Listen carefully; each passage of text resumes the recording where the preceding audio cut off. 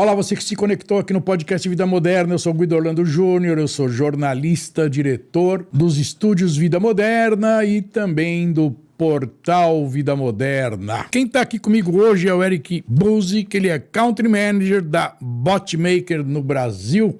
Tudo bem, Eric? Como é que você está? Tudo ótimo. Obrigado pelo convite, Guido. Honrado aí estar participando aqui com você. Imagina, eu que agradeço o teu tempo que se separou para mim, porque eu sei que a tua agenda não é fácil, imagina. Né? Quer dizer... Nem a sua. Mas vamos nessa aqui. A gente vai bater um papo aqui bastante legal, né? Que é sobre inteligência artificial no atendimento ao cliente, né? Posiciona a Botmaker para mim, só para quem está vendo a gente saber do que nós vamos falar e sobre esse mercado, como é que ele está hoje. Perfeito. Botmaker é uma plataforma, é a plataforma mais completa para a construção de chatbots e agentes de IA por texto, voz e e-mails. Tá.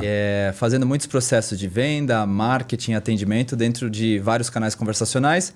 Não só o WhatsApp é o maior e mais importante aqui da nossa região, mas hoje a gente está presente em mais de 20 canais. Um dos canais conversacionais, por exemplo, é o Mercado Livre, que você pode construir seus agentes para atender seus clientes.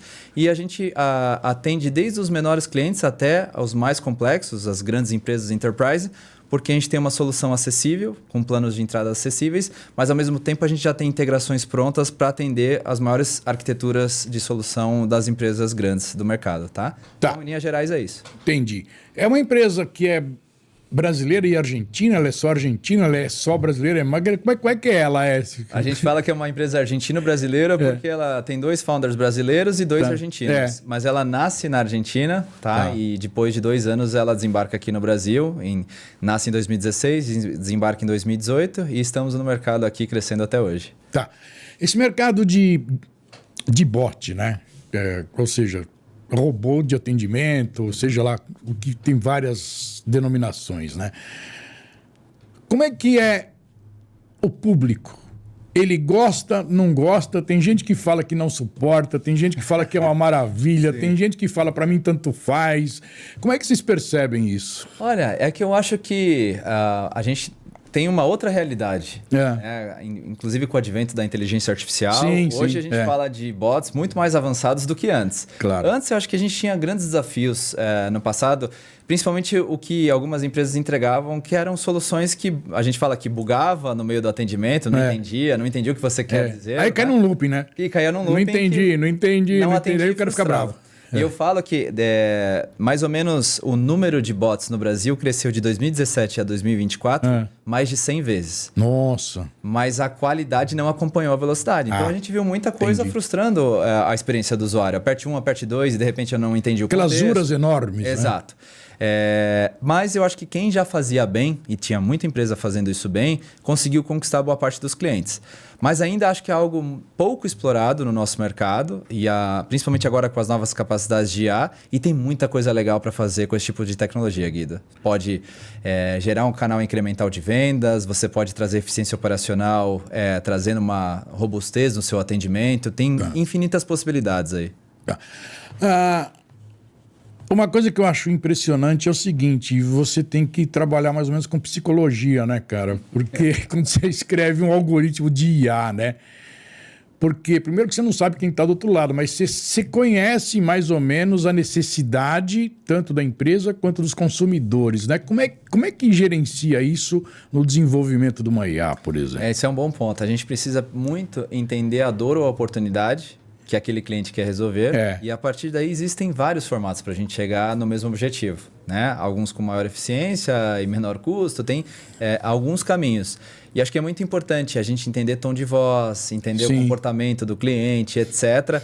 E aí vem o papel de vários interlocutores dentro da nossa empresa, né? Por exemplo, a turma de UX, os Conversational UX, que são as pessoas que vão desenvolver esses bots no final do dia, porque eles precisam traduzir muito esse desejo do cliente, mas em coisas que realmente vão impactar para gerar resultado. E diz uma coisa, a equipe de desenvolvimento, né? Como é que está isso? Todo mundo reclama de mão de obra, tecnologia, que está muito difícil, que está duro, que tem mais demanda do que profissional e tudo mais. Como é que está isso no caso de vocês? Olha, eu acho que existe muito a necessidade de formar profissionais nessa frente, né, de bots e agentes de IA. É tudo muito novo. Então, eu acho que tem demanda grande no mercado e eu acho que a gente tem assim grandes dificuldades de encontrar profissionais prontos. Então, por isso o nosso objetivo também de formar profissionais dentro de casa.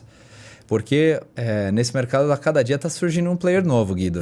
A gente tem várias empresas concorrendo, poucas do nosso tamanho e grande realmente fazendo coisas relevantes no mercado. Mas todo dia tem gente e aí para os profissionais está bastante aquecido esse mercado. Vocês têm alguma universidade já ou não? Não, interna é uma empresa nova, né? É uma empresa relativamente jovem, 2016 para cá, sim. Porque as grandes empresas tradicionais, elas montaram universidades, né? Sim. Que é um jeito de você formar mão de obra para o teu negócio. Eu acho que talvez não uma universidade formal, não universidade, etc, mas a gente acaba sendo uma grande máquina de formação de talentos, né? Já formamos vários que estão no mercado aí. Tem muita mão de obra formada por nós que foram para parceiros, que foram para clientes. Isso acontece. É uma coisa diária. A gente tem que estar formando sempre. E é uma tecnologia viva, né, Guido? As coisas estão mudando muito. Então, por exemplo, o nosso mercado mudou muito da linguagem natural de processamento, que trabalhava através de sinônimos, interpretações e tudo mais, para agora a inteligência artificial, que é muito pautada em prompts. Então, a gente vem também numa evolução considerável e aí as capacidades vão sendo redefinidas. E como é que fica aí a segurança, a privacidade e tudo mais? O quanto esse item é importante no desenvolvimento de um algoritmo, por exemplo? Ele é super importante e aí na perspectiva de uma empresa de tecnologia, acho que a gente sempre está preocupado. Questões de segurança, quais são as possíveis brechas ali, né, para que a gente não tenha nenhum problema, seguir as questões de LGPD e GDPR. Então, isso tudo hoje é muito bem resolvido dentro da empresa. Somos uma das poucas que tem certificações ISO, pautadas em segurança. Então, hoje é algo muito bem, acho que muito bem resolvido dentro da empresa. E diz uma coisa, você falou que você tem 20 canais, né, basicamente, né? O que é WhatsApp, e-mail? Tudo aquilo que é canal... Uma boa pergunta, Guido, porque tudo aquilo que é canal conversacional, a gente está presente ali, permitindo que os nossos clientes construam... Conversacional é que o cara liga mesmo e quer bater papo. Quer não bater papo, né? Quer resolver fazer por voz, alguma coisa, né? Então, o formato pode ser texto, pode ser voz, pode ser e-mails. Por exemplo, nós conseguimos construir agentes de IA dentro do canal de e-mail, que é uma coisa bem legal. Ainda é um canal bastante utilizado hoje no Brasil e na América Latina, mas tem vários canais. Como eu comentei lá na abertura, o Mercado Livre, por exemplo, se você é um seller muito grande dentro desse marketplace, você pode, ao invés de ter um grande grupo de pessoas que vai atender tudo que está recebendo de demandas, construa um agente de IA conosco para que ele enderece as demandas. Então, por exemplo, perguntas básicas do tipo, é 110 ou 220 o produto? Ele é branco ou ele é inox? Ou até perguntas um pouco mais complexas, como instrução de montagem, por aí vai, ele consegue resolver. Então, a gente traz uma agilidade. E nós também temos toda uma interface para transbordo humano. Então, nem sempre a inteligência artificial vai conseguir resolver. E a gente está pronto também, caso precise transbordar para um atendimento humanizado, a mesma plataforma vai fazer a continuidade dessa chamada, totalmente. Escala para um humano, né? Isso. Você tem alguma estatística disso? Qual que é a proporção de humanos disponíveis para o atendimento? Depende muito do mercado e do caso de uso. Tem mercados que querem já levar para um humano, né? Porque não querem levar para uma IA por várias questões. Por exemplo, atendimentos mais premium, entre outras coisas. Sim, né? sem dúvida. Então, depende muito do segmento e do nível de cliente que você está atendendo. Quais são os mercados hoje que mais demandam, hein? Tudo bem, você já falou e-commerce, né? O Mercado Livre é um exemplo, né? Mas quais outros mercados que mais demandam hoje? E o varejo é forte, serviços financeiros e seguros, o segmento de saúde também, utilities, né, com todas as empresas de utilities do nosso país. Então, eu diria que todos os segmentos que têm muito volume de atendimento, de venda e de clientes também, de grandes bases de clientes, são bons mercados para bots e agentes de IA. No começo você falou assim que vocês atendem pequenos clientes, médios e grandes, né? Classifica para mim um pequeno, um médio e um grande. Quer dizer, qual é que é a linha de corte aí? Eu vou te falar de planos de entrada, que eu tenho planos por menos de R$1.000 dentro, que você pode passar o cartão de crédito. Se você não quiser, você não fala com ninguém. Você passa no site, vai lá e passa. Passou o cartão, entrou e você já está usando a minha plataforma. Que o objetivo é que você desenvolva os seus agentes ali. E eu tenho planos para empresas muito grandes, que tem, por exemplo, mais de 25 mil atendentes humanos usando a plataforma no quesito atendimento humano, tem diversos agentes de IA, mais de 100 agentes de IA trabalhando para resolver casos de uso. Então, eu falo que a gente joga essa ambidestria, né, de atender o grande e o pequeno, são coisas extremamente diferentes. Óbvio que o nível de atendimento do grande é completamente diferente do pequeno, em termos de suporte, manutenção e principalmente os times de sucesso, mas a gente tem aí níveis e times para atender as diferentes realidades. A telefonia deve demandar bastante também, né? Também.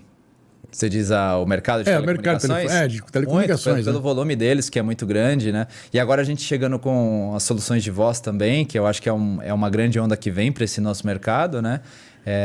A ideia é muito juntar forças, né? Não concorrer com o mundo de SMS ou RCS, mas a gente está ali como um complemento. Dá um exemplo de WhatsApp para mim. Quer dizer, como é que a IA entra no WhatsApp atendendo alguém que entrou, sei lá... Bom, recuperar boleto é fácil, né? Quer dizer, isso aí é o básico do básico, não precisaria de atendimento, isso não precisa nada. Atendimento humanizado. A própria IA faria o atendimento autônomo, vamos chamar assim. Ela já faz, né? Já faz. Então, eu vou trazer casos reais, tá? De empresas reais. Isso.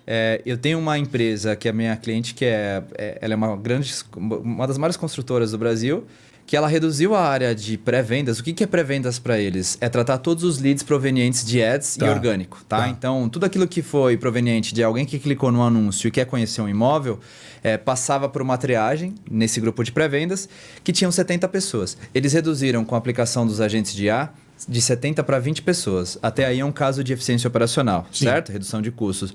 Mas o maior golaço dessa estratégia foi que a performance aumentou.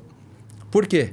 Porque com os agentes eles conseguiram replicar o comportamento do melhor vendedor para todos os atendimentos. E aí é por isso que eles conseguiram obter uma performance maior. É unificado, né? Então, nesse caso, o que o agente está fazendo bom, o momento que talvez o Guido esteja procurando um imóvel, talvez seja no sofá da casa dele ou na cama antes de dormir, que ele está no celular ali. Não no momento de trabalho.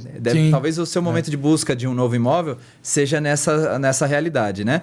Muito provavelmente é um momento fora de horário comercial que não teria ninguém para atender. Então, ao invés de cair num atendimento que vai pegar suas informações para no outro dia alguém endereçar a sua demanda, por que já não resolver ali? E, teoricamente, o cliente tem uma resposta muito mais rápida, né? Muito mais rápido e com a capacidade do que a gente tem de inteligência artificial hoje, muito mais assertiva também. Então, por exemplo, eu consigo qualificar qual é o seu perfil, já consigo bater na base e saber que você busca um imóvel em determinada região nessas características. Então, eu já começo a mostrar para você, enviando imagens e tudo mais.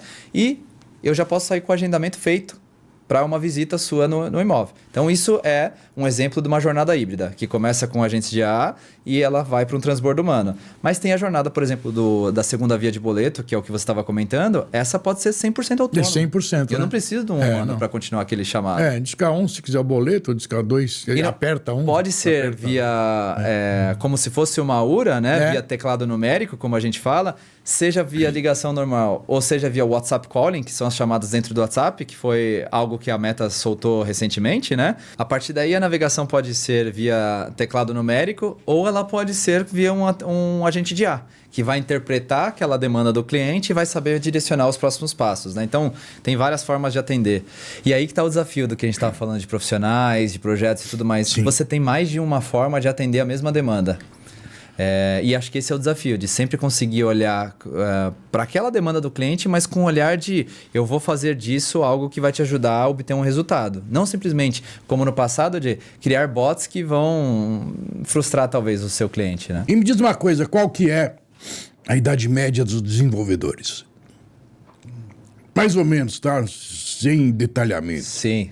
Acho que do mercado em geral. Do mercado em geral. Eu te diria que na casa dos 25 a 40 anos é o que eu vejo hoje no mercado. Os 40 anos já são seniors. Já são seniors. Hoje tem senior já de 30 e pouquinhos anos. 30 e poucos anos. A aceleração disso tá surreal. E uma disputa muito grande pelos melhores talentos, né? E a formação disso, como é que tá? Olha, formação... Eu acho que hoje a gente olha muito menos a faculdade, a formação. Então, exatamente. Eu acho que eu, como executivo, ela é muito menos relevante hoje para mim. Então, a gente aplica testes de lógica e várias outras coisas, coloca alguns desafios para aqueles profissionais. É muito melhor fazer um processo um pouco mais criterioso do que ficar olhando diplomas e a visão de retrovisor do que ele fez, né? Sim. E o pessoal não tem muito horário, não, né? Não. Não tem horário, são pessoas que não gostam muito da presença em escritório, né, de presença em clientes e tudo mais. Então, a gente respeita bastante ali, cria ambientes bons para eles, para a gente conseguir não só atrair, mas manter esses talentos. Você vai trabalhar bem na edição. E me diz uma coisa, também não tem regionalidade mais, né? Não. E isso aí tem desenvolvedores. Eu acho que na época da pandemia, a gente também saiu contratando em tudo quanto é local. Hoje a gente sempre tenta concentrar ali nos principais eixos, até para facilitar a dinâmica de times ali, porque você precisa manter a cultura da tua empresa forte, né? Sim. Mas existem desenvolvedores e profissionais espalhados por todo o Brasil e até fora do Brasil. Também. Sim. Isso não é mais... Nós temos colaboradores em Portugal, em Espanha e até em outros locais. Quando vocês vão numa empresa, por onde que você entra na empresa? Várias portas, Guido. Não é mais só tecnologia, Não, de forma alguma. A gente entra muito por área de negócio, então as áreas de atendimento, vendas, marketing, digital. Então essas são as principais áreas. O RH também acaba sendo uma área consumidora da tecnologia que a gente promove no mercado. E aí por quê, né? É um fato curioso. Por que o RH está fazendo com plataformas conversacionais? Ao invés de mandar você para um desktop ou seja mobile para uma experiência de um portal, para uma solicitação de férias, hoje em dia tem empresa colocando solicitação de férias via WhatsApp. Muito mais rápido, mais ágil, não só usando esse canal para comunicação, mas para execução de tarefas do dia a dia. E é privado. Privado, com questões de segurança, criptografia, muito mais rápido, ágil. Não envolve tanto uma questão de ensinar, porque é muito fácil, intuitivo, né? Então você não tem aquela curva de aprendizado. Então tem muita empresa olhando isso. Então eu diria que essas são as principais portas. TI sempre é uma área importante e relevante para nós, porque ela muitas vezes vai validar aquela tecnologia, né? Então a gente acaba conversando com muitos interlocutores. E acho que o lado importante, eu acabo tendo oportunidade de vender dentro de uma empresa vários casos de uso. Não é só uma venda. Quer dizer, então, não tem mais aquilo, né? Eu vou em tecnologia, vou em marketing, vou... Não, e não é um budget único, exclusivo, que eu preciso chegar naquilo, acabou. Não, eu preciso sempre estar levando mais inovação, olhando para os lados, porque tem muita coisa. O nosso desafio hoje como negócio, Guido, não é vender. Vender, se eu bater na porta do comércio da esquina, uma padaria, tem demanda para nós. A grande questão é encontrar realmente cenários prósperos, né? Para a gente conseguir realmente aplicar a nossa solução em coisas escaláveis e grandes. E educação? Como é que é esse mercado? A educação acho que é o maior gap do nosso mercado hoje. Porque muitos clientes não sabem as capacidades do que a gente está promovendo por aí. Então, por exemplo, eu falo que muita gente está olhando o conversacional ainda como um silo. Tá? Então... nas empresas você tem área, tecnologia e fornecedor para aplicativo, a mesma coisa para um e-commerce, a mesma coisa para um televendas, talvez. E aí as empresas tendem a pensar da mesma forma para o canal conversacional. E é uma coisa que eu falo para a audiência, não enxergue isso como mais um silo. Esse canal ele pode ser uma espinha dorsal conectando e alavancando vários canais. O que eu quero dizer com isso, Guido? O aplicativo, por exemplo, ele não quer compartilhar a base de clientes, tráfego e GMV com o cara do e-commerce. Claro. Mas ao mesmo tempo, cara, se a gente for olhar como visão de dono, a empresa quer o quê? Prosperar e vender mais, certo? E atender cada vez melhor, com melhor eficiência os clientes. Cara, esse canal conversacional, ele pode ajudar a alavancar todos. Então, exemplo, uma jornada de aplicativo. Eu posso ajudar você a reengajar um usuário, né, que está perdido por algum tempo. Eu posso trabalhar um carrinho abandonado no aplicativo, um carrinho abandonado do e-commerce. Esse é um drama, né? Exato. Então, o desafio que eu falo para as empresas é não pensem em colocar um canal de atendimento ou um canal de vendas apartado que não conversa com nada. Não, realmente ele tem que ser a espinha dorsal conectando e permeando todos os seus canais de empresa. Quer ver um exemplo prático do dia a dia? Sim. Eu passei com uma empresa, não é nossa cliente, esses dias. Eu comprei uma camiseta, aliás, algumas camisetas para conseguir viajar. Tá. E eu achei extremamente interessante a jornada, porque eu entrei no e-commerce, coloquei elas, e aí eu tive que entrar numa reunião, eu tive que parar aquela jornada. Deixei os produtos no carrinho e a empresa apareceu em menos de 5 minutos no meu WhatsApp, porque eu já tinha colocado meu telefone celular, sim, ela apareceu no meu WhatsApp. Olha, converta agora, faça a sua compra, estou te dando um desconto de 10% a mais. Trabalhando uma jornada de carrinho abandonado. E eu ia terminar, de qualquer forma, aquele carrinho. E aí, eu peguei, usei aquele cupom de desconto e terminei. Essa empresa, ela não me entregou. Eu fiz o pagamento do frete mais caro para receber em 2 dias, porque eu ia viajar e ia precisar daqueles itens. E eu não recebi nos 2 dias. 5 dias depois, né, no dia da minha viagem, cadê os itens? E aí eu fui no mesmo canal conversar com essa empresa. Porque eu, como consumidor, eu quero acreditar que aquele canal me atende no todo, não é só para vender. E ela não me responde. Ela vai lá, ela teve uma experiência perfeita na venda, mas ela sequer se importou com o atendimento. Pós-venda foi complicado. É aí que eu falo pensa, porque o cliente, quando está olhando o conversacional, ele quer ter todas as possibilidades de um atendimento. Toda. A jornada completa tem que estar nesse canal. Ele não pode ser só o atendimento ou só a venda, ele tem que fazer tudo a partir de agora. E tem muita empresa ainda olhando como um silo, totalmente apartado e isolado. O mercado não tem essa percepção ainda. Não, né? E por isso que quando você fala de educação, eu acho que esse é o principal desafio. É mostrar, através de casos reais que estão realmente gerando resultado para as empresas, como você pode aplicar isso no seu negócio e estar mexendo o ponteiro nas semanas e nos meses seguintes. Sim.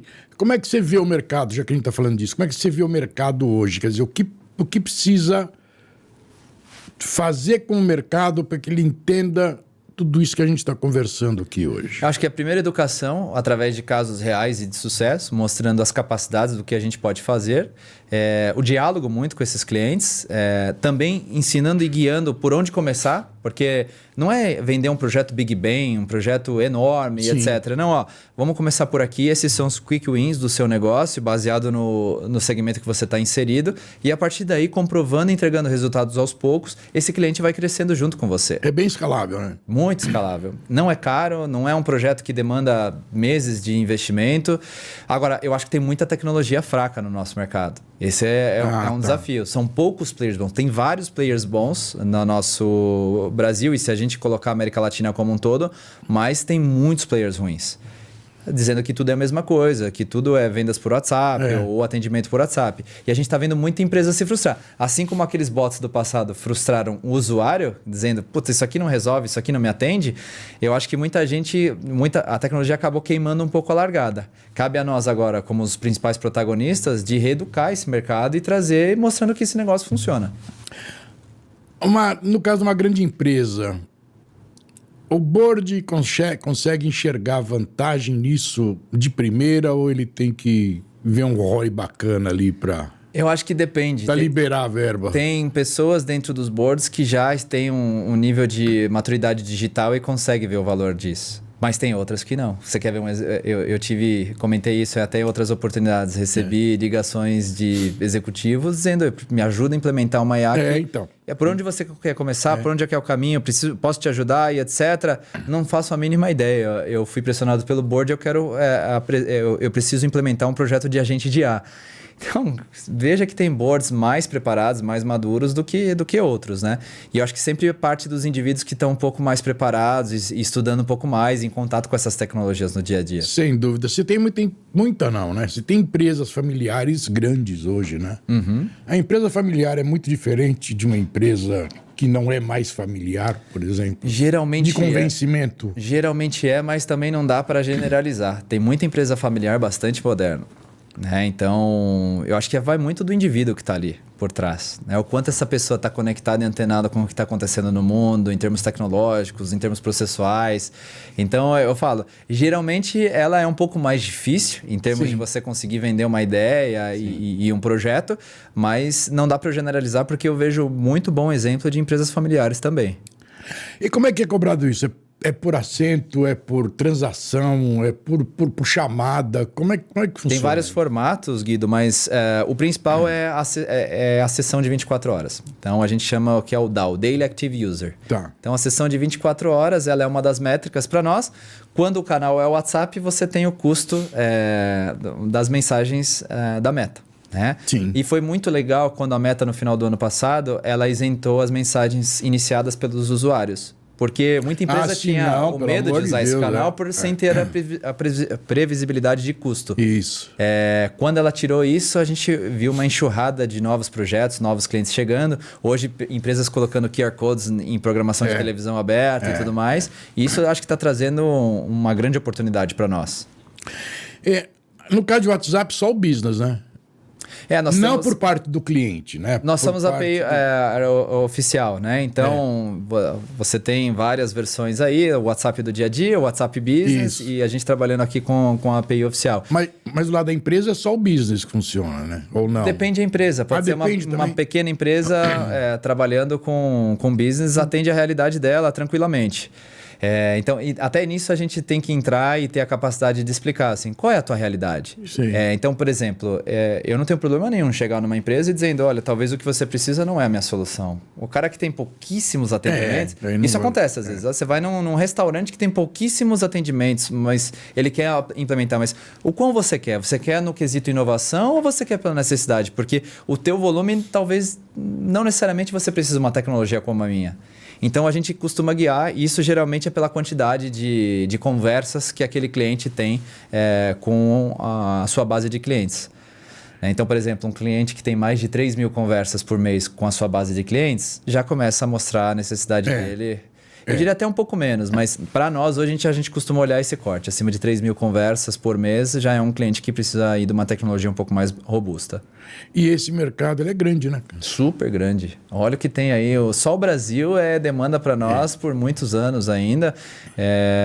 E acho que o Brasil é uma das poucas tecnologias que o Brasil está ensinando. O Brasil e a América Latina estão ensinando o resto do mundo, né? Até pela força que o WhatsApp tem aqui na nossa região. Sim. Os maiores mercados do WhatsApp Brasil, Índia e Indonésia. Então, a gente está ensinando muito país maduro a usufruir desse poderoso canal conversacional. Você sabe que eu estava pensando outro dia, eu cheguei à conclusão que é o seguinte, é totalmente empírico, né? Quer dizer, não tem ciência nenhuma no que eu vou falar aqui. Mas falou Brasil, Índia e Indonésia. São os 3 maiores. Os 3 maiores, né? Eu acho que a população fala assim, eu vou ligar pelo WhatsApp porque eu não estou gastando nada. Mas vou usar WhatsApp o WhatsApp Calling, que já era disponível entre usuário e outro usuário, ele é um grande boom agora que vem para as empresas. Exatamente. Agora, a partir de agora, as empresas podem se comunicar com o seu cliente ou o seu usuário por esse canal também. Isso é um negócio extremamente poderoso que nós temos agora. É impressionante. Poucos estão falando disso, Guido, mas é um negócio gigantesco. Para a minha empresa, abre um addressable market absurdo, né? Que é o mundo de voz. E voz com agentes de IA, que tem um benefício grande. Né? E agora também está entrando pagamento, né? Pagamentos e tudo. Pix e qualquer negócio, tudo, né, cara? Impressionante, né? E o mundo com os agentes de IA em voz, você viu, pode ser um concierge, você montando um roteiro de viagem pela voz. Pela voz, sem interface humana, ou você comprando alguma coisa, 100% voz. Né? Então, eu acho que a gente está indo para um caminho muito interessante. Outro dia eu recebi pelo WhatsApp, inclusive. Dizia que era uma história, não sei se é verdade, não sei se você vai saber se é verdade também. Exatamente o que você falou. Um cliente ligou para um hotel querendo comprar uma acomodação lá. Uma reserva. Aí eles... na conversa, eles perceberam que quem estava comprando era uma IA e quem estava fornecendo era uma IA também. Aí... Eu acho que foi montado, não pode ser, não sei se é possível ou não. Aí uma IA falou assim, você é uma IA, né? A outra falou, eu sou. Falou assim, então vamos conversar entre a gente. E começaram a trocar sinal de... Eu lembro desse caso. Você lembra disso? Mas isso existe, tá? A gente já vira e mexe e consegue pegar casos... dá pra fazer isso? De IA, conversando com IA? A gente não entende coisa nenhuma, cara. Dá sim. E a gente vem com grandes inovações pro futuro. Mas dá pra ver pelos dados? A gente vê por padrões da conversa, padrões né? da conversa, então, conversa que não acabam, quando você vai ver uma IA que caiu dentro de uma outra IA. Tá brincando, e ela se conversando. Ou não só uma IA, um chatbot com linguagem natural de processamento, simplesmente. Tem vários casos, a gente já se deparou com vários. É mesmo? Cara? E o mundo do futuro, quando você fala a gente conversando com a gente, isso é um padrão do que a gente vai ter pro futuro. Tá, então acho que a gente está engatinhando muito ainda, mas eu acho que o mundo do futuro você vai ter os agentes das empresas disponíveis e a partir daí outras plataformas conversando com esses agentes e a gente vai para um outro padrão de consumo, de comportamento, não só do usuário, mas também do padrão que as empresas vão entregar. Entendi. Cara, isso é uma coisa... Pra mim é game changer esse game negócio. Changer, né? Sim. Pelo amor de Deus. Quando você começa a ver a junção de uma OpenAI com uma Shopify, pois é. Google suas APIs ali. Imagina agora um monte de agente de IA sendo montado para endereçar todas as capacidades que um cliente tem na sua jornada com uma empresa. Imagine o poder disso agora em conexões com outras plataformas. Pois é. Ou com outras camadas de agentes. Pois é. Então, a gente ainda só está no começo dessa jornada. Se você pensar, a linguagem é mais ou menos a mesma, né? Sim. É o jeito de desenvolver... Prompts, vai da criatividade. Voz ou texto, ou seja o que for. É o mesmo padrão. É meio padrão, né? Que coisa interessante, viu? Pra gente terminar agora. Na tua opinião, qual o mercado que você achou que ainda não entendeu direito esse negócio, mas vai explodir? Tem algum? Eu acho que assim... Todos ainda não entenderam a total capacidade. É mesmo, é. Eu acho que a gente ainda como... Então o mercado como mercado em geral... monstruoso, então. Não entendeu a demanda, porque a cada semana a gente está vendo uma inovação, uma evolução, não só nos modelos, mas as suas versões. Então é algo completamente novo. Se eu querer ser o evangelista de IA... Eu vejo cada evangelista de IA mordendo a língua no dia a dia...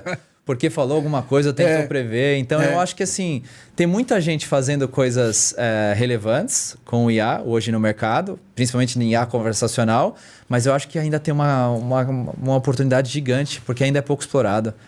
Tem um estudo que eu tive acesso recentemente da Forrester, analisando justamente isso. O quanto a IA está presente dentro das empresas, em diferentes segmentos e tudo mais.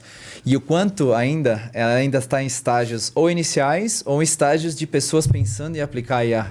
Em casos simples, não estou falando em coisas complexas. Quem diria ter empresas que estão com essa visão que eu estava falando com você de espinha dorsal, de atender todas as possíveis jornadas de um cliente dentro desse canal. Então eu falo, eu não vi nenhum ainda que é referência e eu acho que a gente está longe de ter alguém ainda. A tecnologia está pronta, mas eu acho que envolve ainda muito a questão de ousadia, de conhecimento das empresas para conseguir abraçar esse mundo e essa oportunidade que está aí na mesa. Entendi. Eu quero agradecer bastante a tua agenda que você separou para mim aqui. Dá para a gente conversar muito mais do que isso, né? Mas a gente já está conversando aqui há 33 minutos. Os meus podcasts são entre 30 e 40 minutos, assim, no máximo. Está num tempo bom. Mas eu vou querer conversar com você mais pra frente aí. Perfeito, Guido. Porque isso aqui, a evolução disso é muito rápido. Sempre é um prazer. Você é um cara, uma grande referência no mercado de tecnologia. Obrigado. É uma honra estar falando contigo. Obrigado. E eu acho que em termos de IA, a cada momento que você chamar aqui, a gente vai ter coisas novas para falar, porque a cada semana a gente está vivendo uma realidade diferente, né? Exatamente. Então, mais uma vez, obrigado. Muito obrigado, viu? E eu agradeço a você também que ficou até aqui escutando essa conversa deliciosa entre a gente. E eu gosto de te lembrar que se você estiver vendo pelo YouTube, aproveita para se inscrever no canal, se não for inscrito ainda, curta esse vídeo, compartilhe esse vídeo com seus amigos de trabalho, amigos da vida, porque a conversa realmente foi muito boa. E eu termino esse podcast como eu termino todos os outros meus. Além de excelente conteúdo, nós entregamos conhecimento. E eu te vejo num próximo podcast. Tchau.